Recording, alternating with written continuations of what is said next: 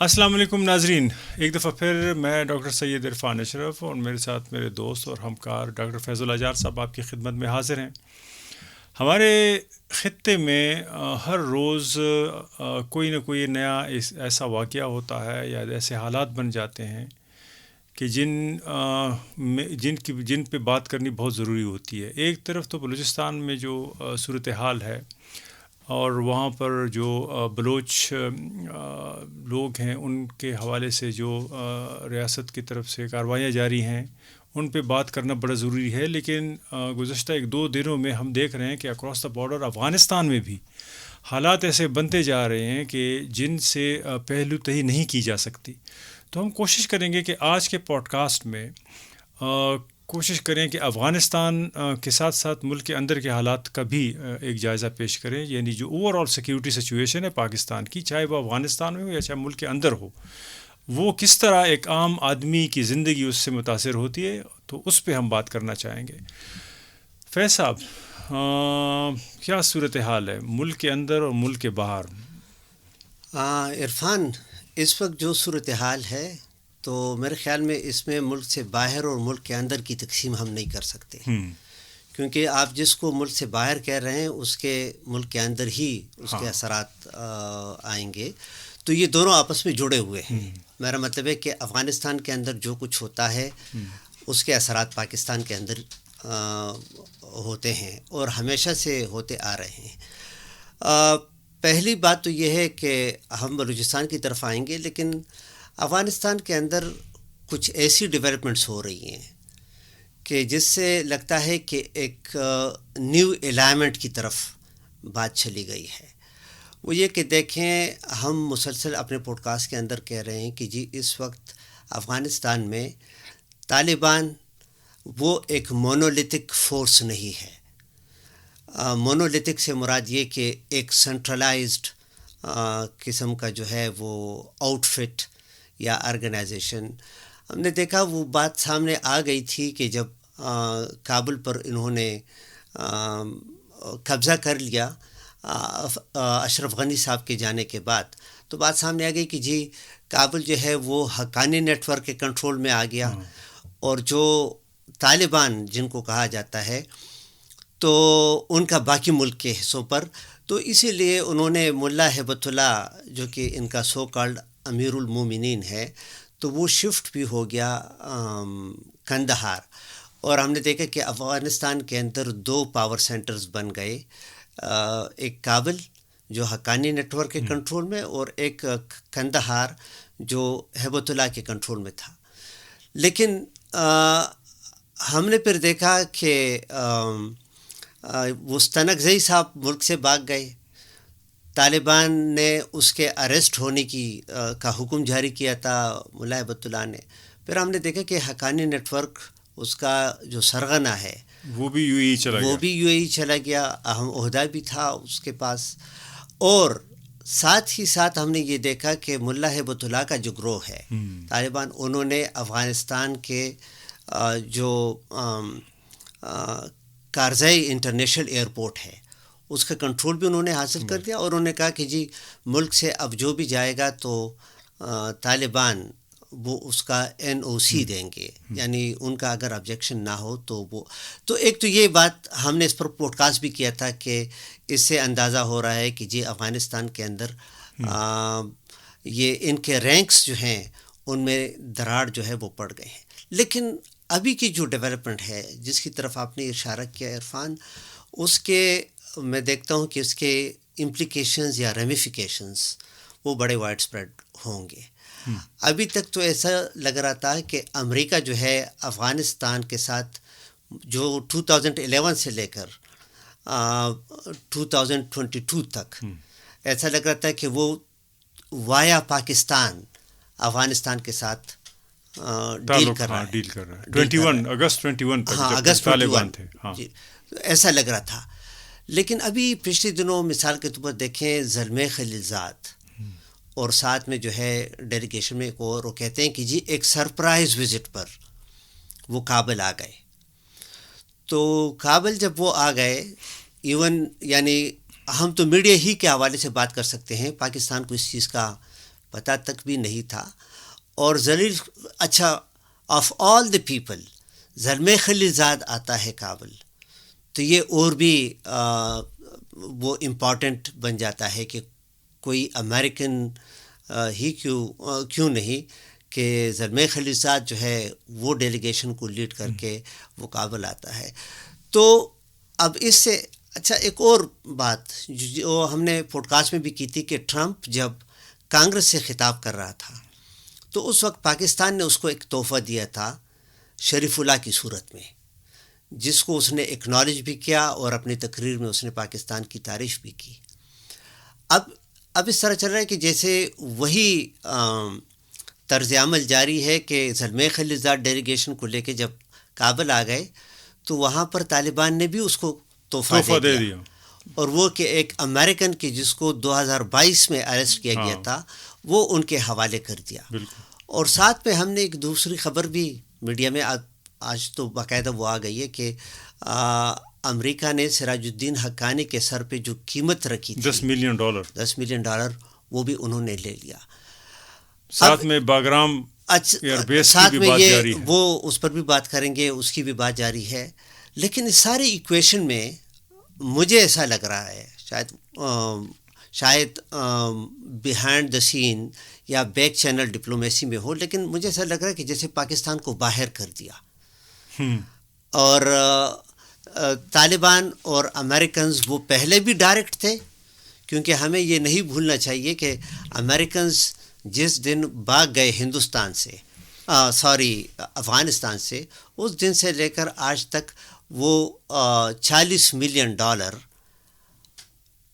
Per week Taliban کو امریکہ دے رہا ہے. لیکن وہ ایکسٹینڈ بھی کر لیا, کہتے ہیں اب 2026 مڈ تک یہ پیسے دیتے رہیں گے. اگرچہ ٹرمپ جب آیا تو اس نے ایک دھماکہ دار خبر دی تھی کہ یہ دیکھو امریکہ کہ اب طالبان کو اب بھی پیسے دے رہا ہے, اور یہ ایلن مسک نے کہا. تو ایک امید یہاں پاکستان میں بندی تھی پروگریسو طبقوں میں, اور ایک نا امیدی اکراس دا بارڈر افغانستان میں تھی کہ اب طالبان کا کیا ہوگا, کیونکہ وہ پیسے تو نہیں ملیں گے. لیکن ابھی واضح ہو گیا کہ وہ مسلسل جاری رہیں گے وہ پیسے. تو دیکھیں ابھی تک تو جب تک جو بائیڈن پریزیڈنٹ تھا افغانستان کا تو ایسا لگ رہا تھا کہ جی افغانستان کا یا امریکہ کا؟ امریکہ کا. ہاں سوری میں نے افغانستان کا کہا. آپ نے افغانستان کا. ویسے امریکہ کا پریزیڈنٹ ہر جگہ کا پریزیڈنٹ ہوتا ہے عرفان, تو وہ میرا اور آپ کا بھی پریزیڈنٹ ہوگا. تو بہرحال وہ جب پریزیڈنٹ تھا تو اس وقت امریکن ڈپلومیسی یہ تھی کہ بیہائنڈ دا سین یہ ارینجمنٹ تھی, ان کو کبھی پبلکلی اون نہیں کیا گیا تھا. ابھی ٹرمپ کے دور میں یہ چیزیں بالکل کھل کے سامنے وہ آ رہی ہیں. تو میں تھوڑا سا انٹرفیئرنس کروں؟ نہیں, آپ اچھا ایڈ کر دیں. جو آپ کہتے ہیں نا کہ پاکستان اس ایکویشن سے باہر ہو گیا, تو میں عجیب سے مجھے لگتا ہے.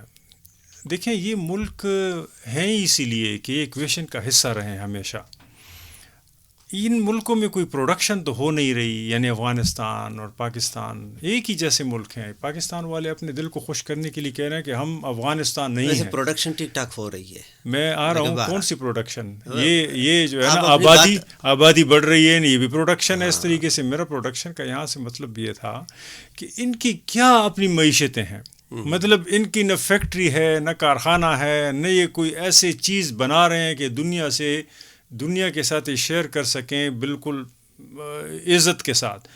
یعنی صرف بے عزتی شیئر کر رہے ہیں دنیا کے ساتھ, یعنی ایسی تقریب شیئر کر رہے ہوتے ہیں دنیا کے ساتھ کہ جس پہ جہاں بھی جاتے ہیں ان ملکوں کے نام تقریب کے ساتھ اور وائلنس کے ساتھ سامنے آ جاتے ہیں. اور اس پہ ہم فخر بھی کرتے ہیں کہ ہم نے جو ہے نا فلاں کیا اور فلاں کیا. میں یہ کہنے کی کوشش کر رہا ہوں کہ پاکستان ہمیشہ ایکویشن میں رہے گا, اور یہاں کے جو فیصلے ہیں نا, جو آپ کہہ رہے ہیں کہ اسلام آباد میں فیصلہ نہیں ہوتا, تو 2 جگہ ہیں فیصلے کرنے کی ابھی. ایک دوحہ ہے, ہم بار بار کر رہے ہیں کہ جہاں پر سینٹ کام کا مرکز ہے, جہاں امریکہ کے زیر اثر قطر پروجیکٹس لے رہا ہوتا ہے.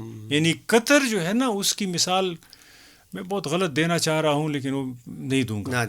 ہاں, لیکن وہ جو ہے نا امریکہ کو خوش کرنے کے لیے یہ ملک ہر لیول تک چلے جاتے ہیں. فیسیلیٹیٹر ہیں, سہولت کار ہیں. میں سہولت کار کو کچھ اور کہنا چاہ رہا تھا. نہیں سہولت کار تک ٹھیک. تو یہی حال اب دوسرا ایک پاور سینٹر ہے, اور وہ ہے UAE. یو اے ای میں بھی یہی ہے کہ جیسے آپ نے کہا نا کہ حقانی یو اے ای چلا گیا. قندھار کا جو شورا ہے, قندھار کا جو گروپ ہے, جو کوئٹہ شورا کسی زمانے میں ہوتا تھا, ان کے سارے تانے بانے دوحہ سے ملتے ہیں. اب آپ جیسا مجھ جیسا لوگ بندہ سمجھے گا کہ یہ جیسے دو ڈفرینٹ چیزیں ہیں. پاکستان قندھار میں بھی ہے, دوحہ میں بھی, کیونکہ وہاں امریکہ ہے. پاکستان یو اے ای میں بھی ہے. کوئی بھی چیز اگر یو اے ای میں ہو رہی ہوتی ہے تو پاکستان اس کا حصہ ہوتا ہے. یہ اسی طرح ہے جس طریقے سے افغان طالبان کہتے ہیں ایک ہیں, افغان طالبان کہتے ہیں نا ٹی ٹی اے, لیکن اس کے راستے دو ہیں. قندھاری جو گروپ ہے وہ کراچی وایا کوئٹہ راستہ ہے. جو حقانی گروپ ہے وہ ہے اسلام آباد وایا وزیرستان راستہ, غزنی اور وہ راستے ہیں سارے. اب آپ کہیں گے کرم بھی شامل ہے, کرم بھی, اب آپ کہیں گے کہ راستے مختلف ہیں تو یہ لوگ بھی مختلف ہیں. ایسا نہیں ہے. راستے مختلف ہیں, پاور سینٹرز بھی مختلف, ایسا نہیں ہے. یہ اسی طریقے سے ہے کہ جس طرح اوپر مونوپلی ہوتی ہے, جو کیپٹلزم کا ایک سٹرکچر ہے نا, مونوپلی ہوگی, نیچے 200 چینلز ہوں گے. اچھا.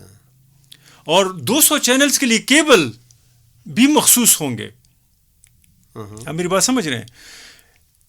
ان لوگوں کو جو پروجیکٹس ملتے ہیں آخر میں ان کا منبع, ان کا پاور سٹرکچر سب ایک, اور ان کو بھی پیسے ملتے ہیں. اب میں آپ کو مثال دیتا ہوں, پاکستان کو اوورالنگ کے لیے F-16 کے اوورالنگ کے لیے پیسے ملے, یا F-16 کے لیے پتہ نہیں کتنے $1 ملین مل گئے. ٹھیک ہے نا. یہ F-16 کے لیے نہیں ہوتے, یہ ان چھوٹے چھوٹے پروجیکٹس کے لیے ہوتے ہیں. کہیں پہ باہر ملکوں میں جب ہوتا ہے, میں آپ کو تھوڑا سا بس اینڈ اس پہ کروں گا, وہاں بڑے بڑے کارخانہ دار, بڑے بڑے جو ہے نا ایلن مسک جیسے لوگ, ان کے لیے ٹیکس فری ہوتا ہے سب کچھ. لیکن شہری کے بینک میں بھی $100-200 ہر مہینے آتے ہیں. کبھی کہتے ہیں کہ یہ کلائمیٹ الاؤنس ہے, کبھی کہتے ہیں گاربیج الاؤنس ہے, کبھی یہ کہتے ہیں, کبھی وہ. شہری اس سے $150 پہ خوش ہو جاتا ہے ان ملکوں میں, اور ایلن مسک اربوں خربوں ڈالر کی چھوٹ پہ خوش ہو جاتا ہے. تو جو دوحہ میں ہو رہا ہے اور یو اے ای میں ہو رہا ہے, وہاں ان کے استطاعت کے مطابق حصہ بڑا ہوتا ہے. ہمیں جو مل رہا ہوتا ہے وہ چھوٹے چھوٹے لیول پر, لیکن اینڈ پہ دونوں باہر کوئی ایکویشن سے نہیں ہے, یہ سارے لوگ ایکویشن کا حصہ ہیں. عرفان, میں آپ کی بات کو ایک ایگزامپل سے کے ذریعے ایکسپلین کرنے کی کوشش کرتا ہوں. آپ پھر مجھے بتا دیں کہ آپ یہ کہنا چاہتے ہیں, تاکہ آسانی ہو. ٹالسٹائی کی ایک شارٹ سٹوری ہے, اور اس میں یہ ہے کہ جی ایک چشمہ ہے, اور اس چشمے سے مختلف محلوں کو الگ الگ پائپس میں پانی سپلائی کیا جاتا ہے. ٹھیک ہے نا. اور کہتے ہیں کہ اس میں اگر ایک محلے کے لوگ اٹھ کے کہیں کہ جی یہ ہمارے نلکے والا پانی جو ہے یہ سب سے صاف ہے, یہ باقی پانی گندا ہے, تو وہ کہتے ہیں کہ ان کو یہ ذہن میں رکھنا چاہیے کہ منبع جو ہے یا چشمہ وہ ان سب پائپس کا ایک ہی ہے.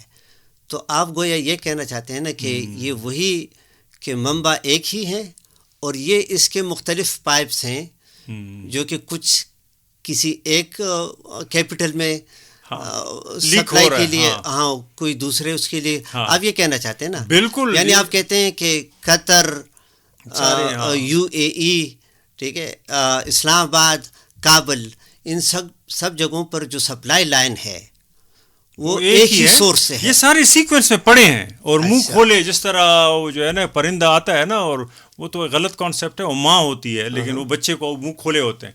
ان کی کیا پیداوار ہے آپ مجھے یہ بتائیں. ان کی تو تیل کے پیداوار بھی امریکہ کے ہاتھ میں ہوتے ہیں. ٹھیک ہے نا. میں تھوڑا سا اس دن ایک کوئٹہ میں وہ جو ہے نا چیف منسٹر رہا ہے بلوچستان کا, اسلم ریسانی صاحب, ریسانی صاحب نے اس دن بڑے زبردست اسٹیٹمنٹ دیے. وہ بڑے فنی اسٹیٹمنٹ دیتا ہے. ریسانی صاحب نے کہا کہ بڑے وائز اسٹیٹمنٹ, بڑے اسٹیٹمنٹ, میں وہی اسی کی طرف آ رہا ہوں. اس نے فنی طور پہ کہا ہے کہ ہم تو خدا سے اتنے نہیں ڈرتے جتنے کہ پاکستان ریاست سے ڈرتے ہیں. تو میں نے کہا ریسانی صاحب کو بتا دوں کہ یہ نہیں ہے کہ پاکستانی ریاست کسی سے نہیں ڈرتی. آپ پاکستانی ریاست سے ڈرتے ہیں, ان کے لیے خدا کچھ اور ہے. اب میری بات سمجھ رہے ہیں نا. وہ خدا سے ڈرتے ضرور ہیں, لیکن یہ ہے کہ لیکن اگین عرفان وہ افغانستان کی طرف آتے ہیں نا.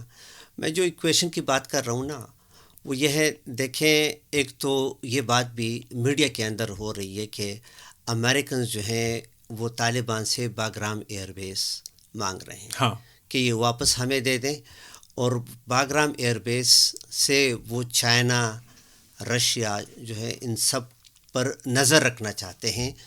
اور جو فوکو نے کہا تھا نا آئی ان دا اسکائی، یعنی وہ باگرام کو آئی ان دا اسکائی بنانا چاہتے ہیں. ہم کہہ سکتے ہیں کہ وہ دوحہ 2 ہوگا. دوحہ کے اندر آپ کہہ رہے ہیں نا کہ امریکہ کا سب سے بڑا فلیٹ وہاں پر ہے، تو باگرام جو ہے وہ بھی ان کا بہت بڑا وہ مرکز بنے گا. دیکھیں یہ تو 2001 کے بعد بات یہ تھی نا کہ پاکستان سے بیسز لیے گئے تھے، ٹھیک ہے نا، ان سے بیسز لیے گئے تھے. اب مجھے آپ تو کہہ رہے ہیں کہ ٹھیک ہے، لیکن مجھے ایسا لگ رہا ہے کہ جیسے امریکہ کسی ایک ملک کا شیئر کم کرنے جا رہا ہے اور کسی نئے ملک کو جو ہے اس میں شامل کیا جا رہا ہے. کیونکہ ڈپینڈنسی مجھے ایسے لگ رہی کہ اگر باگرام ایئر بیس ان کو ملے امریکنز کو اور طالبان ہیپیلی دے دیں گے، کیونکہ ایک بات تو اب کھل کے سامنے آ گئی ہے کہ دوحہ ڈیل کے بعد فیصلہ یہ کیا گیا تھا کہ اب طالبان جو ہے یہ امریکنز کے لیے کام کریں گے. میں تھوڑا سا میری بات سنیں، وہ کیونکہ یہ بات آ گئی تھی نا، اور امریکہ نے اس ڈیل کے اندر بات بھی یہ تھی کہ طالبان ول میک شور کہ افغانستان کی زمین کو داعش یا آئی ایس جو بھی اسے کہیں وہ یہاں پر اسٹرانگ ہولڈ اپنا نہ بنائے، اور اس زمین کو جو ہے امریکہ کے خلاف یا امریکہ کے کسی اتحادی کے خلاف یوز نہ کیا جائے. تو اس سے تو بات صاف ظاہر تھی کہ انہوں نے طالبان کو ایک نوکری دے دی، اور اس نوکری کے بدلے میں یہ بھی تھا کہ ان کو $40 ملین جو ہے وہ پر ویک وہ ملیں گے. یہ الگ بات ہے کہ دیکھیں افغانستان کے لوگوں کو ہمیں ورغلانے کی یا دھوکہ دینے کی کوشش کی، جی طالبان نے امریکہ کو شکست دے دی اور طالبان جو ہے اب افغانستان میں اقتدار آ گئے. نہیں، طالبان سٹوجز تھے، اور طالبان جو ہے وہ سٹوجز ہیں اور یہ سٹوجز رہیں گے، ٹھیک ہے نا. میں تھوڑا سا آپ کو نہیں، میری بات کمپلیٹ سن لینا. تو میں کہتا ہوں کہ اگر سب کچھ امریکہ کو افغانستان کے اندر ملے، ٹھیک ہے نا، فٹ سولجرز بھی طالبان کی شکل میں ان کو افغانستان کے اندر میں مل گئے، اور فٹ ہولڈ جو ہے وہ باگرام ایئر بیس کی صورت میں ان کو ملے، اور ذرا فاصلے پر نظر رکھنے کے لیے جو ہے وہ UAE اور دوحہ ہو. تو اس لیے میں پھر کہتا ہوں کہ اس میں پھر ریجنل جو کنٹریز ہیں ان کا شیئر کم نہیں پڑ جائے گا. دیکھو یہی تو ساری بات ہے نا، میں اسی پہ بات کرنے کی کوشش کروں گا کہ دیکھیں آپ اگر جنگ کے میدان سجانا چاہتے ہیں نا تو آپ کو پھر بھی ایک اتنے سے پرامن کیپٹلزم میں جگہ کی ضرورت ہوتی ہے جس کو آپ لانچنگ پیڈ کے طور پہ استعمال کریں. تھوڑا سا امن ضروری ہے بڑے سے بد امنی کے لیے. پاکستان امریکہ کے لیے یا کیپٹلزم کے لیے، کیپٹلسٹ کنٹریز کے لیے وہ تھوڑی سی پرامن جگہ تھی جس سے وہ پورے سینٹرل ایشیا تک بدامنی پھیلا رہے ہوتے تھے. جو باگرام کا ذکر آپ کر رہے ہیں یہ تو ہم نے بڑا بیر کیمپ 1950s میں دے دیا، بیس ٹھیک ہے نا. 62 میں یوٹیوب کا جو واقعہ ہوا اس پہ کتنا تھریٹ کیا رشیا نے. اس کے بعد باقاعدہ ہم نے علاقے دے دیے افغان جنگ یا جس کو یہ جہاد کہتے ہیں پورے لانچنگ پیڈ کے طور پہ ہم نے افغانستان کو ڈیسٹیبلائز کرنا شروع کیا. پھر اس کے بعد یہی اڈے ہم نے بلوچستان میں وار آن ٹیرر میں بھی دیے اور وزیرستان تک ان کی بیس، یعنی آپ کو پتہ ہے کہ 2001 2 3 میں بھی وزیرستان سے چیزیں آپریٹ ہوتی تھیں. اگر طاہر یلدوش ہے یا نیک محمد ہے یا ان کے خلاف وہ جو پہلے وہ امریکن بیس یعنی امریکن اسٹریٹجک وہ لوگ بیٹھے ہوتے تھے وہ ڈیل کر رہے ہوتے تھے، یہ جرنلسٹ کہتے ہیں. بالکل نہیں عرفان ایک منٹ، تو پھر اس کا مطلب یہ کہ ابھی دیکھیں ہمارے یہاں پاکستان میں پختون نئے جو دانشور آئے ہیں نا تو وہ کہتے ہیں کہ یہی پشتون تو کرایہ پہ جگہ دیتے تھے ٹیررسٹ اور ان کو. تو جو آپ کہہ رہے ہیں کہ امریکنز، تو اس کو بھی وزیرستان کے لوگوں نے کرائے پہ جگہ دی تھی. یہ نہ سمجھنے والی باتیں کریں گے نا. ان کا جن کی ریئل اسٹیٹ داؤ پہ لگے گی، جنہوں نے نوکریاں کرنی ہیں، جن کو پرکس اینڈ پریویلیجز چاہیے، وہ تو اسی طرح کی بات کریں گے جس طرح آپ نے کہی. لیکن حقیقت یہ ہے کہ ان کے اسٹریٹجک جو اسپیشلسٹ تھے، جس طریقے سے 1979 میں رشین اسٹریٹجسٹ آئے جو ہے نا کابل میں، اسی طریقے سے 2001 کے ساتھ امریکہ کے لوگ آئے یہاں پر. باقاعدہ ان کے پاس جگہیں تھیں، سب تھیں. ایشو یہ تھا کہ یہ بیٹ طالبان بھی اسی لیے مرج ہونا شروع ہوئے تاکہ ان کو ڈیفیٹ کر سکیں، اور ہم یہ کہہ سکیں کہ ہمارے تو بس میں نہیں ہے، یہ تو لوگ عام اٹھ رہے ہیں اور آپ کے خلاف. تو دیکھیں بلیک واٹر کے خلاف کیا ہوا. تو بلیک واٹر کو کیا میں نے ویزے دیے تھے؟ وہ اگرچہ بعد میں ہیں، انہوں نے زرداری پہ تہمت لگائی کہ اس نے ویزے دیے ہیں. کیا زرداری یا جو ہے نا حسین حقانی کسی کو ویزا دے سکتے ہیں اگر وہ ہمارے اداروں کو جو ہے نا اس کی مرضی کے خلاف ہو؟ سوال ہی نہیں پیدا ہوتا. بالکل یہ سب ہماری مرضی امریکہ کے خلاف آپ نہ کر نہیں سکتے. لیکن آرگومنٹ یہ نہیں ہے. میں یہ کہہ رہا ہوں کہ اس وقت بھی ہم نے اڈے بھی دیے تھے، بیسز بھی دیے تھے، اور اگر وہ کچھ اور مانگتے ہم وہ بھی دے دیتے.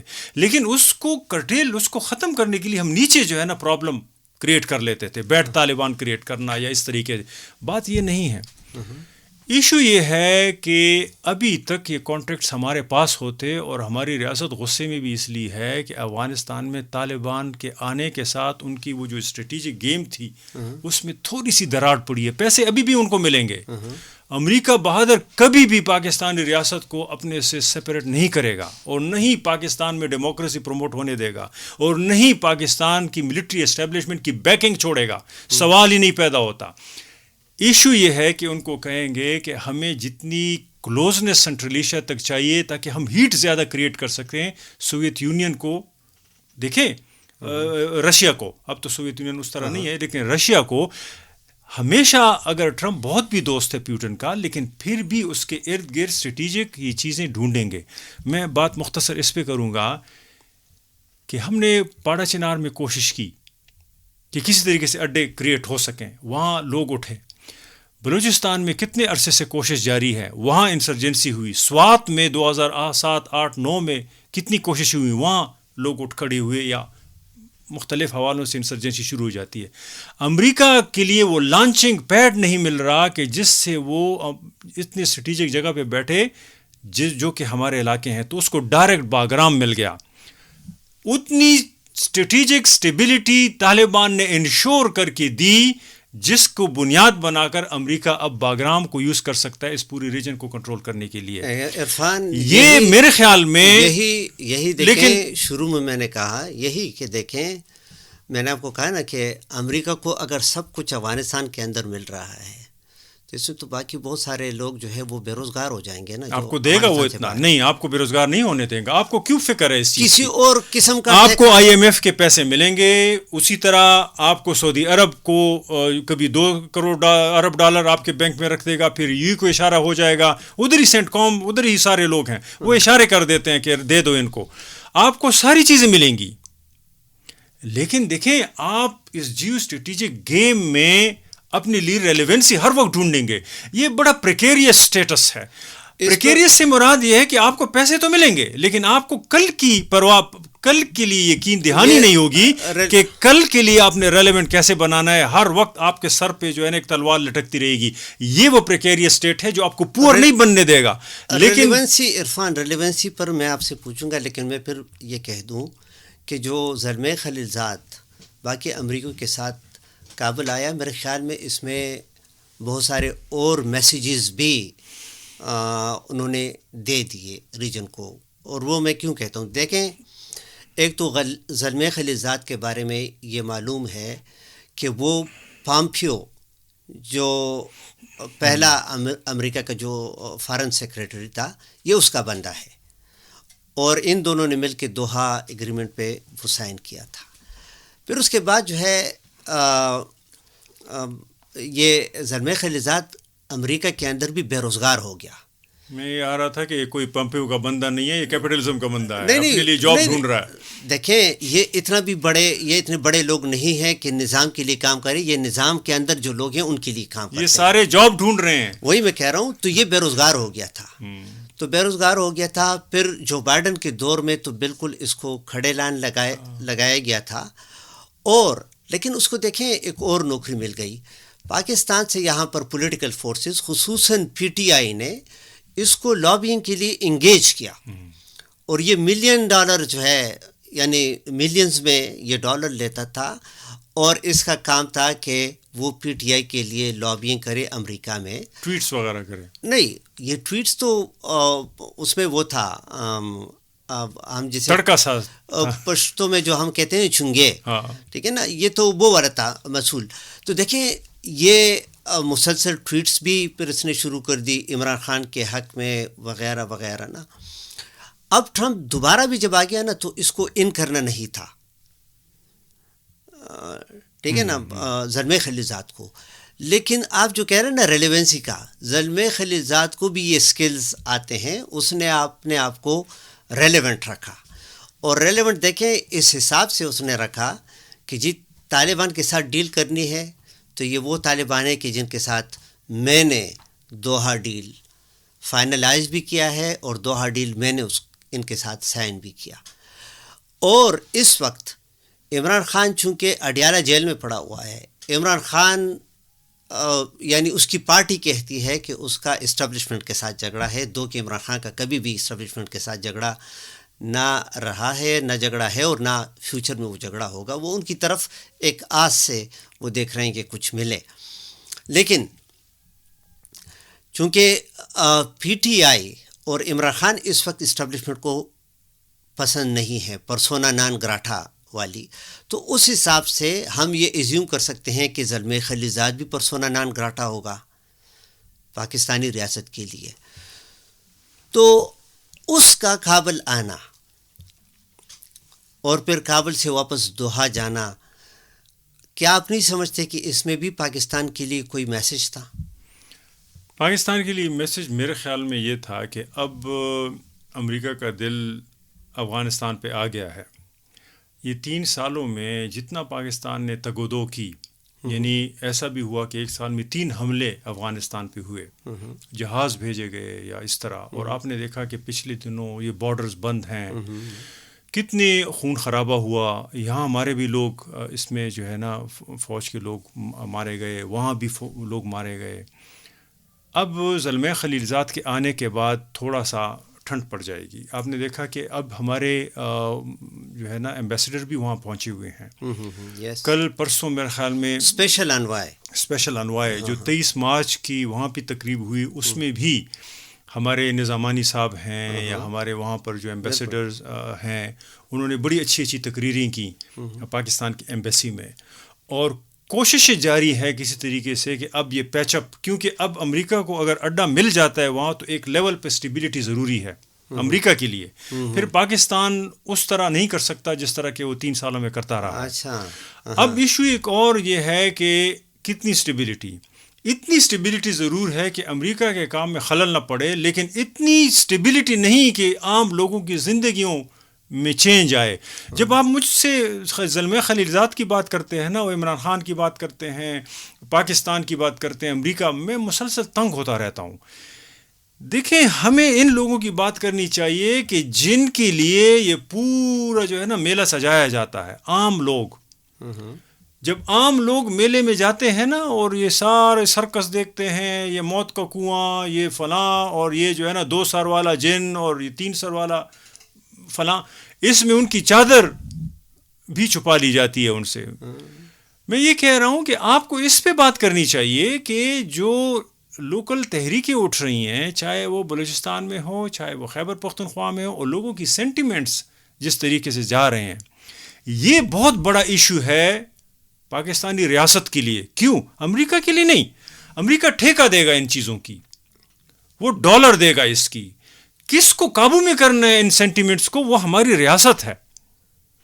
اب ہماری ریاست کا بہت بڑا امتحان ہے کہ وہ بلوچستان میں لوگوں کو کس طرح اس طریقے سے قابو کر سکے کہ وہ UAE کو بھی میسج دے سکے, قطر کو بھی میسج دے سکے کہ وہ امریکہ کو قائل کرے کہ پاکستان از اسٹل ریلیونٹ. میں دوبارہ کہتا ہوں, امریکہ کے لیے پاکستان کو پیسے دینا اتنا ایشو نہیں ہے. ہماری کیا اوقات ہے, $200-300 ملین ہمیں دے دیتے ہیں, بس معاملہ ٹھیک ہو جاتا ہے. اگر وہ بھی نہیں دیتے تو IMF کو سال میں وہ کہہ دیتے ہیں کہ چلو ان کو دے دو, اس سے بھی ہم خوش ہو جاتے ہیں. دوبارہ ایشو یہ ہے کہ جو خیبر پختونخوا اور بلوچستان میں وار اکانومیز پنپ رہی ہیں, ان میں لوکل لوگوں کی پلیسمنٹ کیا ہے, یہ بنیادی سوال ہے. آپ مجھے دوبارہ اکراس دا بارڈر کھینچ دیں گے. نہیں, آپ نے کہا نا کہ بیچ میں ان کی چادر بھی چلی جاتی ہے, تو میں ذرا یہ ایکسپلین کر دوں کہ اس سے کیا مراد ہے نا. اصل میں یہ پشتوں میں ایک بات کہی جاتی ہے نا کہ ایک بندہ جو ہے اس کو کسی نے لوگوں سے تعریف سنی کہ جی بڑا اچھا میلہ سجا ہے, آپ بھی میلہ گیا. وہ میلے پہ گیا تو غریب بندہ تھا, وہاں پر کسی نے اس کی چادر چوری کر لی اس سے.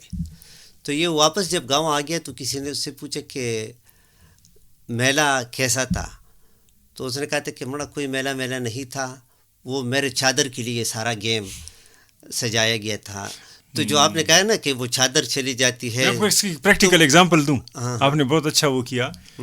جب میں جرنلسٹ تھا نا 2006-07 میں ڈان میں کام کرتا تھا, تو اکثر یہ نیٹو سپلائی لائن پہ فائرنگ ہو جاتی تھی, راکٹ لانچرز, اور طالبان نکل آتے تھے all of a sudden ring road پہ, پتہ نہیں کہاں سے نکل آتے تھے, اور جو ہے نا نیٹو کے NLC کے ٹرکوں کو اور گاڑیوں کو جلا کے پھر چلے جاتے تھے.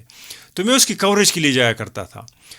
تو جو تباہی ہوئی ہوتی تھی تو میں سمجھتا تھا کہ یہ میلہ لگ گیا ہے, یہ میلہ تھا. لیکن جو اس میں لوگ مر جاتے تھے وہ عام لوگ ہوتے تھے. تو میں جب وہ کہتے تھے کہ یار پتہ نہیں اگر یہ پاکستان کی ریاست کو ان کو وہ کرنا چاہیے سیکیورٹی اسٹیپ, تو میں سوچتا تھا کہ دیکھو یہ میلے میں یہ کولیٹرل ڈیمیج کا ہونا بڑا ضروری ہے تاکہ میلہ اوریجنل لگے. تو یہ چادر کولیٹرل ڈیمیج ہے نا. ہاں, میں یہ کہہ رہا تھا اسی ایک نیٹو سپلائی لائن سے سیکیورٹی فورسز یعنی NLC کو کتنے یعنی ان کو پیسے ملتے تھے. ان کے سارے ٹرک NLC کے ہوتے تھے, کراچی سے جا کر ادھر تک. پاکستان ریاست کو واچرز میں پیسے ملتے تھے, ٹھیک ہے نا. کنٹریکٹرز جو ہوتے تھے جن کے ٹرکس وغیرہ ہائر ہوتے تھے ان کو بھی پیسے مل جاتے تھے. ہمارے آپ کی طرح غریب جو مر جاتے تھے اس میں وہ کہہ رہا ہوں. وہاں جب یہ افغانستان چلے جاتے تھے, یہاں اٹیک وغیرہ کر کے میلہ سجایا جاتا تھا کہ جیسے بڑا پاکستان ریاست اس کے خلاف ہے اور بھی سیکیورٹی کے نام پہ بہت کچھ ہوگا. پتہ ہے یہی نیٹو سپلائی لائن جب ننگرہار اور یعنی جو جلال آباد سے گزرتی تھی تو وہاں پھر طالبان پیسے لیتے تھے اس سے. اس کو سیکیورٹی وہ سگار کی سگار رپورٹ میں بھی ہے. یہی نیٹو لائن جب کراچی سے کابل پہنچتی تھی تو ایک میلہ سجا ہوتا تھا اس وار اکانومی کا, اور اس میں اگر چادر جلتی تھی اور جسم جلتا تھا تو وہ غریب کا گھر اور بدن, وہ ٹرک ڈرائیور ہوتے تھے جو اس میں کام آ جاتے تھے. میں یہ کہہ رہا ہوں اس کو یہ لوگ کہتے ہیں کولیٹرل ڈیمیج ہے, اس کا مقدمہ بھی درج نہیں ہوتا تھا. عرفان دیکھیں, یہ پوسٹ کلونیل تھیوری میں جو ہے ایک بات بھی کی جاتی ہے نا کہ ان قسم کے حالات میں ایک ڈیتھ ورڈز کریٹ کیے جاتے ہیں, اور ڈیتھ ورڈز وہ ہوتے ہیں جو ابھی ہم کہیں کہ افغانستان اور ہمارے ہاں جو حالات بنے ہوئے اس میں کہ جس میں لوگ جو ہیں وہ زندہ ہوتے ہیں لیکن ان کو کہا جاتا ہے واکنگ ڈیڈ اس لیے کہ ان کے پاس کسی قسم کے کوئی رائٹس نہیں ہوتے. اور دوسری بات یہ ہے کہ یہ اختیار بھی کسی زمینی قوت, ایک تو یہ ہے کہ ویسے بھی مذہب کے حوالے سے ہم کہتے ہیں کہ یہ خدا کے پاس یہ اختیار ہے کہ وہ کسی کو زندہ رہنے کا حق دے اور کسی سے زندہ رہنے کا حق لے لے, لیکن کہتے ہیں کہ ریاستیں یا ریاست کے اندر یہ چھوٹے چھوٹے گروہ جس میں ہم TTP اور یہ سب شامل کر سکتے ہیں کہ جن کے اختیار میں یہ ہو کہ کن لوگوں نے زندہ رہنا ہے اور کن لوگوں نے جو ہے مرنا ہے. تو کہتے ہیں کہ اس کو ڈیتھ ورڈز کہا جاتا ہے. اور چونکہ اس میں جو لوگ زندگی گزار رہے ہیں وہ زندگی بھی گزار نہیں رہے اس لیے کہ ان کے کوئی جوریڈیکل رائٹس نہیں ہوتے, ان کے کوئی پولیٹیکل رائٹس نہیں ہوتے, اور ان حساب سے چونکہ جوریڈیکل اور پولیٹیکل رائٹس نہیں ہوتے تو ان کے ہیومن رائٹس بھی نہیں ہوتے. تو اگر آپ ان سے ہیومن رائٹس بھی لے لیں تو پھر اس کا مطلب ہے کہ وہ پورے ہیومنز بھی نہیں رہتے. تو جس کو اگمبر کہتے ہیں نا کہ وہ زوئی بن جاتے ہیں, ٹھیک ہے نا, وہ زو لائف, اینیمل لائف. ہاں, وہ زو لائف میں چلے. تھوڑا سا اس پہ مزید ہم بات کرنا چاہتے ہیں. نہیں, وہ حالات چھوڑیں, تھوڑا سا تھیوری میں بات کر لیں نا. اب وہی میں کہہ رہا ہوں. تو اس چیز کو جب میں دیکھتا ہوں نا تو مجھے ایسا لگتا ہے کہ دیکھیں پورا افغانستان, پھر ہمارے ہاں, ٹھیک ہے نا, ہمارے جن کو ٹرائبل ڈسٹرکٹس کہا جاتا ہے, پھر بلوچستان, یہ سب جگہ مجھے ایسی لگتی ہیں کہ یہ ڈیتھ ورڈز ہیں. اور اس کے اندر آپ ہم سب جو بظاہر ایسا لگ رہا ہے کہ ہم اپنی مرضی کی بڑی پروڈکٹیو لائف گزار رہے ہیں, we are just walking deads. ہاں, تھوڑا سا اس کو نوانس کرنے کی ضرورت ہے, اس منبع کے اس آرگومنٹ کو. جسبیر پوار نے بھی اس کو بڑا اچھا وہ کیا ہے. ٹیرر اسمبلیجز سے لے کر اس کی ایک اور میمنگ ایک کتاب ہے, اس میں جسبیر پوار کا بڑا اچھا اس پہ ٹیک ہے. اور یہ آ رہا ہے مشل فوکو کے آرگومنٹ سے, لیٹ لیو کی بات, یہ کہہ رہے ہیں لیٹ ڈائی کی بات کر رہے ہیں نا. لیکن اس میں ایک اور یہ ہے کہ اگر ہم اردو میں اس کو اس طرح کہیں کہ نہ ہمیں یہ جینے دیتے ہیں نہ یہ مرنے دیتے ہیں, یہ انٹرسٹنگ ہے. جسبیر پوار تھوڑا سا یہ آرگومنٹ دے رہی ہے, اور یہ آرگومنٹ تھوڑا سا نوانسڈ ہے منبع کے مقابلے میں. وہ کہہ رہا ہے کہ آپ کی موت میں ان کی منڈیاں ہیں. جسبیر پوار کہہ رہی ہے کہ نہیں, آپ کی موت سے ان کو کیا کام, آپ کی موت اور زندگی کے درمیان یہ ایک ایسی فضا کریٹ کریں گے جو آپ نے واکنگ ڈیڈ کی بات کی. یہ بڑا انٹرسٹنگ ہے, ڈیتھ ورڈز. یہ انٹرسٹنگ یہ ہے کہ نہیں آپ کو زندہ رہنے دیں گے نہ یہ ماریں گے. اب اس میں بہت سے دوست ہمارے کہہ سکتے ہیں کہ مار تو رہے ہیں. اب دیکھو بلوچستان میں جو اٹیک ہوا اس پہ کتنے کچھ لوگ تو مارے گئے. ابھی بھی کرفیو کی کچھ سچویشن ہے کچھ علاقوں میں, کچھ لوگ جیلوں کے اندر ہیں. پشتونوں کے علاقوں میں بھی اگر آپ دیکھیں, ہمارے علاقے میں جہاں پہ جرگے کے بعد ریاست نے اپنے آپ کو ایک فرینزیڈ فارم میں چلی گئی ہے, موڈ میں, لوگوں کو پکڑ دھکڑ, ان کو جیلوں میں بند کرنا, ایک مقدمے سے رہائی دوسرے میں اس کو ڈال دینا. اب لوگ کہیں گے کہ اس میں تو علی وزیر اس فارم میں آیا ہے کہ وہ اس دن اسپتال اس کو لے کے گئے ہیں, شاید وہ کہہ رہے ہیں کہ اس کی طبیعت ٹھیک نہیں ہے, یہ مر نہ جائے ان سے. اب لوگ کہیں گے کہ یہ خدا نخواستہ آپ نے مفتی منیر شاکر کو مار دیا, تو مرنا تو ہے اس میں. ہاں مرنا ہے, لیکن مرنے کے بھی دو فارمز ہیں. ایک فارم تو فزیکل فارم ہے مرنا, لیکن آپ فزیکل فارم میں بھی مر جاتے ہیں, پھر بھی آپ نہیں مرے ہوتے اگر آپ ڈسکورس میں زندہ ہیں. آپ میری بات سمجھ رہے ہیں؟ بالکل بالکل. فزیکل فارم میں تو مرنا ہے, لڑائی ابھی ڈسکورس کے فارم پہ ہے کہ ریاست آپ کو ڈسکورس میں بھی اپروپریٹ کرنا چاہتی ہے, یوز کرنا چاہتی ہے. کیسے؟ مثال کے طور پہ یہ ریاست کی پالیسیوں کہیں بھی امریکہ میں ہو مثال, یا کہیں بھی ہو, منبع کو لے لیتے ہیں. اگر ریاست کی پالیسیز بھی منبع کے تھیوری کے نیچے ہے اور وہاں وہ تباہی مچا رہی ہے اور موت سے ویلیو ڈیرائیو کر رہی ہے, تو پھر یہ ہے کہ اس اکانومی کو سسٹین کیسے کریں گے, وہ ڈسکورس میں سسٹین کریں گے. آپ نے جب لوگ مار دیے تو اکانومی تو بس اینڈ ہو گئی. تو پوار کہہ رہی ہے کہ نہیں, لوگ تو آپ نے مار دیے لیکن ڈسکورس جواز پرووائڈ کرے گا اگلے آپریشن کا. یعنی اگر آپ ڈسکورس میں ریاست کا بیانیہ اوپر نہ لائیں تو پھر مزید ملٹرائزیشن پھیلانے کا کوئی جواز نہیں بچتا. لیکن مثال کے طور پہ اگر آپ کہیں کہ ریاست نے مفتی شاکر کو مار دیا سے, تو لوگوں کو تو پتہ چل گیا, پھر وہ کنفیوژن نہیں رہے گی وغیرہ وغیرہ. جرنلسٹوں کے خلاف جو کچھ ہو رہا ہے وہ ڈسپلیس ہو رہے ہیں, لوگ مر رہے ہیں, ریاست اس کو ایک جواز بناتی ہے اگلے آپریشن کے لیے. تو فزیکلی اگر آپ مر بھی جائیں ان پالیسیز کی وجہ سے, لیکن ڈسکورس میں مرنا اس طرح نہیں ہونا چاہیے کہ وہ ریاست کے ضد پہ ہو, بلکہ ریاست اس کو ایز اے جسٹیفیکیشن یوز کرے گی اگلے آپریشن کے لیے. عرفان, ایک تو یہ ہے نا کہ میں جب ان کو پڑھتا ہوں, یہ پوسٹ کلونیل رائٹرز کو, اسپیشلی اگیمبن اور منبع, ٹھیک ہے نا, ان کو جب پڑھتا ہوں تو ایک چیز کا احساس ہوتا ہے میرا کہ یہ ہم جو مسلسل وہ اعتراض کرتے ہیں نا, یہ چیزیں صرف پاکستان میں نہیں ہو رہی. دو کہ میں اس کو ڈائلیوٹ نہیں کرنا چاہتا. میں تو بار بار آپ کو کہتا ہوں, آپ مجھے کہہ رہے ہیں ڈائلیوٹ کر رہے ہیں. نہیں, میں ڈائلیوٹ نہیں کرنا چاہتا. مثال کے طور پر دیکھیں لیکن میں لنک کرتا ہوں اپنے امیڈیٹ انوائرمنٹ کے ساتھ اس کو.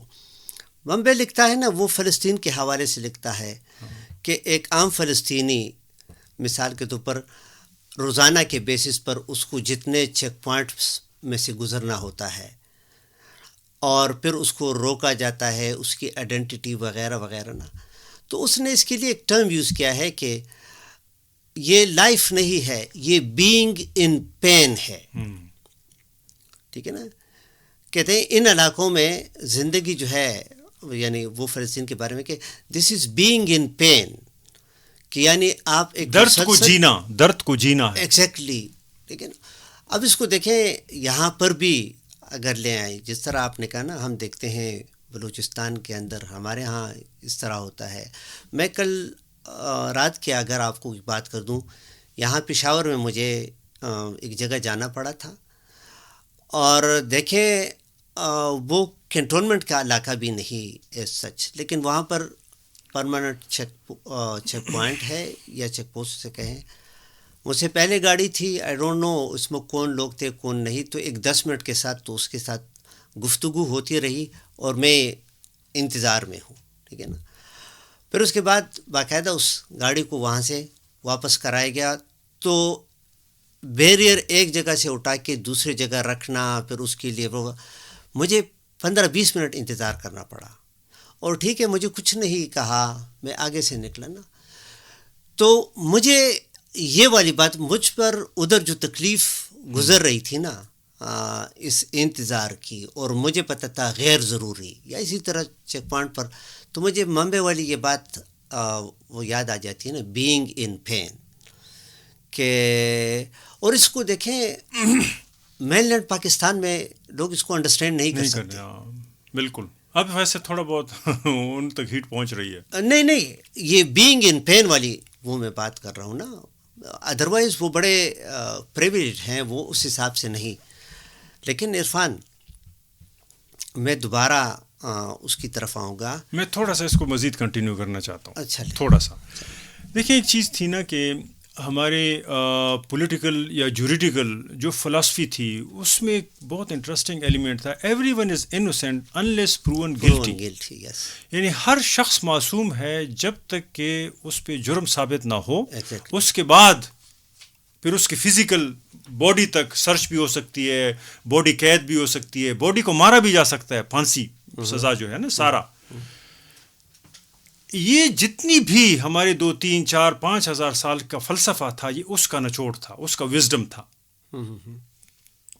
وار آن ٹیرر کے بعد جو فلسفہ سامنے آیا پریمپٹیو اسٹرائکس کا, اور یہ سارا یہ ہے ایوری بڈی از گلٹی, یہ جو نیو لبرل فلسفہ ہے, انلیس کہ وہ خود پروف نہ کرے کہ وہ انوسینٹ ہے.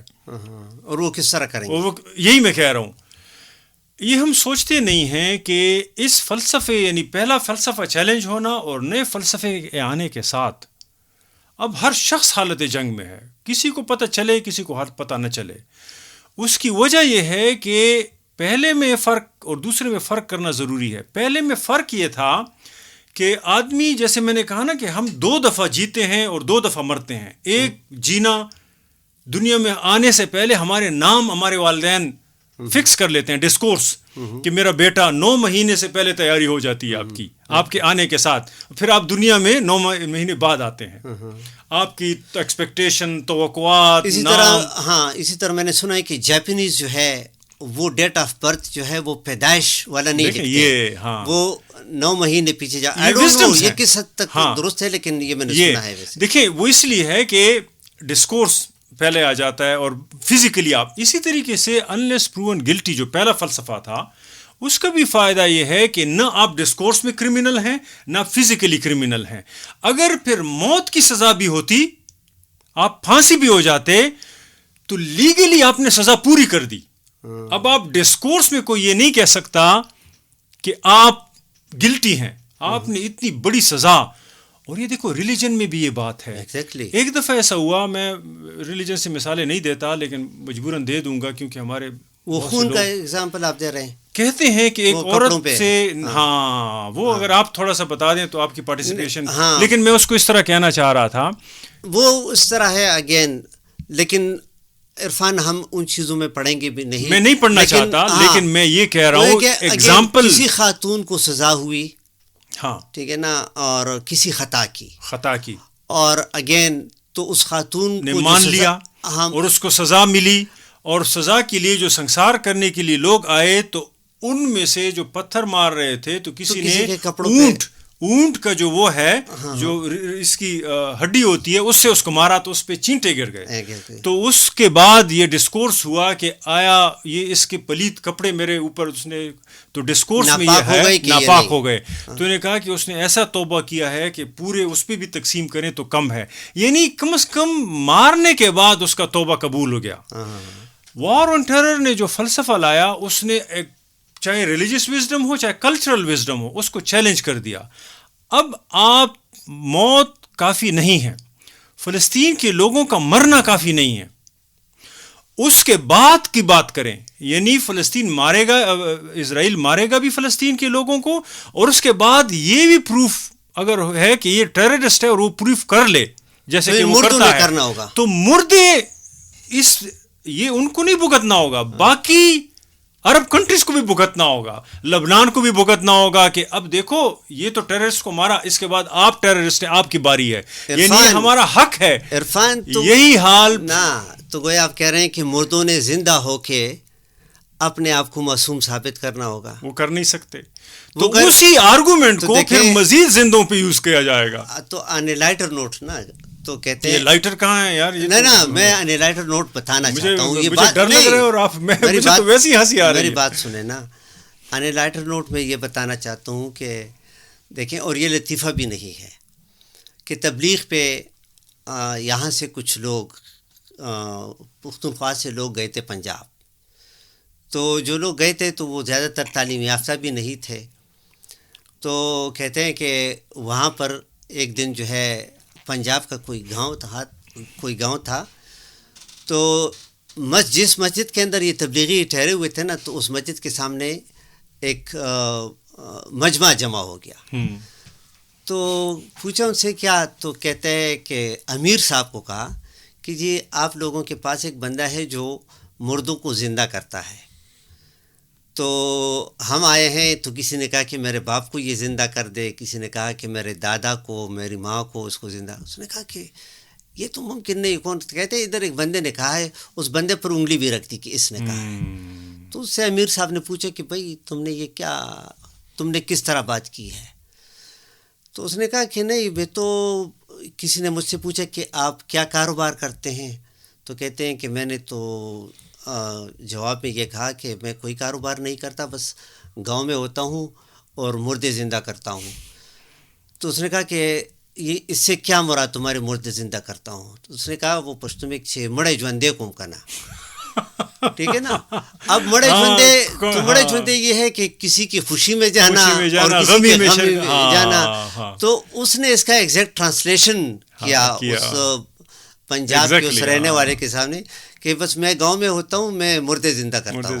تو انہوں نے کہا کہ ہمارے مردے بھی زندہ کرتے ہیں. میں دوبارہ ایک مردہ تو زندہ ہو گیا نا, ڈسکورس میں حقانی صاحب تو زندہ ہو گئے نا, اس کا نام ہٹ گیا امریکہ کے لسٹ سے یا ہٹنے والا ہے. اب کہتے ہیں ایف بی آئی میں ابھی بھی ہے لیکن وہ لسٹ ہٹ جائے گا, وہ ابھی اپڈیٹ نہیں. اب دیکھیں یہ لوگ جو خودکش تیار کرتے تھے اور عام لوگوں کو تیار کرتے تھے اس بنیاد پر کہ اس دنیا میں سرخرو ہوں اور امریکہ کے خلاف لڑو وغیرہ, یہ لوگ اب امریکہ کے ساتھ کمپرومائز کر رہے ہیں پتہ کس چیز پہ, تاکہ کم از کم ٹیررسٹ ڈکلیئر نہ ہوں. اب دیکھو مزید بھی وہ دوسرا تو نہیں مانیں گے نا, امریکہ نے اس کو کابل کی حکمرانی بھی دے دی ہے, ٹھیک ہے نا, انہی کے ساتھ کمپرومائز کیا ہے, لیکن ڈسکورس میں پھر بھی وہ ٹیررسٹ تھا. تو ان کو اتنا خوف ہے امریکہ سے کہ اس کی بنیاد پر یہ دوسری دفعہ جو ہے نا ٹیررسٹ کے حساب سے نہ مریں کہ یہ ایکسیپٹ کر لیں گے. اب میں دیکھ رہا ہوں کہ اگر جو ہے نا حقانی صاحب, سراج الدین حقانی صاحب کہیں کہ میں ان لوگوں کو جو ہے نا وہ دیتا ہوں, وچن دیتا ہوں یا اوت دیتا ہوں جو میری وجہ سے امریکہ کی جنگ میں لڑتے لڑتے خودکش دھماکے انہوں نے کیے اور جان سے دھو بیٹھے ہاتھ, جس طرح امریکہ کے لیے وہ دشمن تھے میں بھی امریکہ کے لیے اس طرح دشمن ہوں. نہ مجھے چاہیے کہ میں اس کے لسٹ سے, گرے لسٹ سے نہ ڈرتا ہوں نہ اس کے نام پہ, لیکن دیکھو کمپرومائز کر لیا اس نے. نہیں, وہ ابھی بے اقرار خوشی ہوگی اس کو کہ وہ اس گرے لسٹ سے نکل گیا یا اس لسٹ سے نکل گیا. لیکن عرفان تو پلینگ ڈیولز ایڈوکیٹ، ٹھیک ہے نا، میں آپ سے یہ کہوں گا کہ دیکھیں آپ جو کہہ رہے ہیں نا، تو آپ نے تو باقی ممالک پر بھی الزامات لگا لیے، آپ نے حقانی نیٹ ورک پر بھی لگا لیے، تو بائی ڈیفالٹ آپ نے امریکہ کو کلین چٹ دے دی. میں نے کوئی الزام نہیں لگایا. میں کہہ رہا ہوں کیپٹلزم میں ہر شخص پریکیریس ہے. آج کا پتہ ہے، کل کا پتہ نہیں. کل کے فکر میں یہ بڑے بڑے کمپرومائزز کرتے ہیں، چاہے وہ ریاستیں ہیں چاہے وہ افراد ہیں. لیکن اس بنیاد پر ایک چیز ہم لوز کر رہے ہیں، وہ ہے سنز آف دا سوائل. جو لوگ خودکش کرنے کے لیے تیار ہوتے ہیں وہ کسی چیز کے لیے سٹینڈ لیتے ہیں، اور جو ان کا سودا کرتے ہیں وہ ابھی بھی سودا کر رہے ہیں امریکہ کے ساتھ، اسی طرح جس طرح کہ وہ ان کو قائل کرتے تھے کہ ہم امریکہ کے ساتھ کبھی سودا نہیں کریں گے. تو میں خودکش کو نہیں، ہاں، تو میں یہ کہہ رہا ہوں کہ امریکہ اپنے عوام کو اور باقی دنیا کو مسلسل یہ باور جو ہے وہ کراتی رہی یا کراتا رہا کہ جی یہ ٹیررسٹ ہیں، یہ ہمارے امریکن ویلیوز کے خلاف ہیں، یہ امریکن فریڈم کے خلاف ہے، اور یہاں تک کہ جی یہ سویلائزیشن کے خلاف ہے. اور آج انہی لوگوں کو لسٹ سے بھی نکالا جا رہا ہے، ان کو $60 ملین پر ویک بھی دیا جا رہا ہے. تو میں یہ کہتا ہوں کہ اس تالاب میں تو سب ننگے نہیں، سب ننگے نہیں ہیں نا.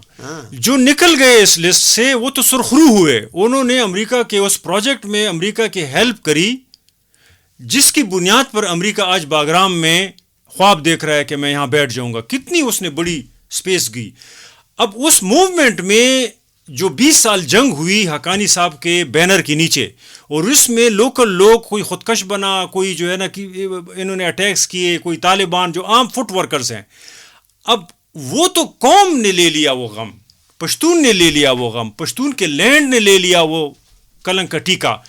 حقانی صاحب یا جو ہے نا اس کا جو وہ دوسرے شورا ہیں، ان کے تو گھر دوحہ میں ہیں، وہ تو UAE میں اسپیشل چارٹر جہازوں میں جاتے ہیں. اسی طریقے سے اگر کندھار میں کوئی بیٹھا ہے تو وہ تو امیر المومنین ہے. وہ تو اس بنیاد پر نیگوسیشنز کرتا ہے، سودا کرتا ہے اس چیز کو. لوگ عام فٹ سولجرز، چاہے وہ مریں چاہے وہ زندہ ہوں. اگر میں حقانی کے ساتھ نہیں بھی تھا تو میں ایز اے پشتون ہر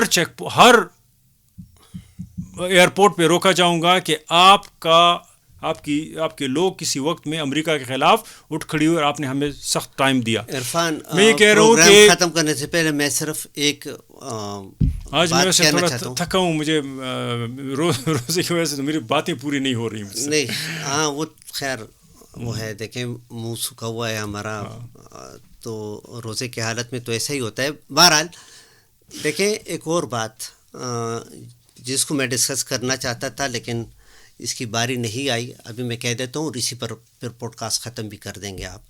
وہ یہ کہ دیکھیں تورخم بارڈر پر طالبان اور پاکستان کے درمیان کلیشز ہوئے تھے. کافی دنوں تک آمد و رفت بھی بند تھا، پیڈسٹرینز کا بھی، یعنی پیدل آنے جانے والے لوگ، اور کاروبار بھی رکا ہوا تھا. لیکن زلمے خلیلزاد اس کے ڈیلیگیشن کابل پہنچا. مجھے نہیں پتہ کہ اس پر بات ہوئی یا نہیں، لیکن اس کے بعد دیکھیں وہ بارڈر والا حصہ بھی حل ہو گیا، تورخم والا، اور تورخم کے گیٹس بھی اوپن ہو گئے، تو تجارت بھی شروع ہو گئی. مجھے ایک چیز کی فکر ہے عرفان کہ یار ایک بندہ ہے زلمے خلیلزاد، وہ امریکہ کے اندر بیٹھ کے وہ اتنا پاورفل کہ وہ دیکھیں ریجنز کے اندر یعنی پوزیشنز لوگوں کی جو ہے وہ چینج کرتا رہتا ہے. یہ کتنی خطرناک بات ہے. ایک بندہ نہیں ہے وہ پوری جو ہے نا امپائر ہے اس کے پیچھے. لیکن میں آپ سے ایگری کرتا ہوں کہ نظر تو آتا ہے ایک بندہ، لیکن اس کے پیچھے پورا پاور سٹرکچر ہے. ناظرین، اسی پہ ہم آج کے پوڈ کاسٹ کا اختتام کیے دیتے ہیں. صرف یہ چلتے چلتے دوستوں سے گزارش کہ ہمارے اس پورے پوڈ کاسٹ کا مقصد یہ نہیں ہوتا کہ امریکہ میں کیا ہو رہا ہے اور افغانستان میں. ہم یہ دیکھ رہے ہیں کہ ہمارے لوگوں کے لیے، چاہے افغانستان میں عام آدمی ہو، چاہے وہ کہیں بھی پاکستان میں عام آدمی ہو یا عام انسان ہو، اور اس کی زمینوں کے سودوں کے ساتھ ان کی زندگیوں کے سودے ہو رہے ہیں. آپ یہ نہ بھولیں کہ یہ صرف ریاست کے لیول پہ نہیں ہو رہا. ہماری ریاستیں ہمارے سروں کی قیمت تو لگا لیتی ہیں، لیکن اس کی ویلیو کہیں اور فکس ہوتی ہے، چاہے وہ ریجنل لیول پر گلف کنٹریز میں ہوں یا وہ گلوبل لیول پر امریکہ میں ہوں. اسی طریقے سے لوگ اپنے لیے نوکریاں تلاش کرتے ہیں. جیسے آج کل ایک دفعہ پھر زلمہ خلیل زاد ریلیونٹ ہو گیا، اور اس بنیاد پر ہمارے جو ریجنل سٹیک ہولڈرز ہیں، چاہے وہ سراج حقانی ہو چاہے کوئی اور ہو، وہ اپنے لیے سودے ڈھونڈتے ہوتے ہیں. لیکن اس بنیاد پر ہم کیا کر رہے ہیں؟ ہم اپنے علاقوں کے ساتھ ساتھ اپنی زندگیوں سے بھی ہاتھ دھو رہے ہیں. تو میرے خیال میں اس پہ بھی ضرور ہمیں سوچنا چاہیے. اور اگلے پوڈ کاسٹ تک کے لیے اب ہمیں اجازت دیجیے. اللہ حافظ.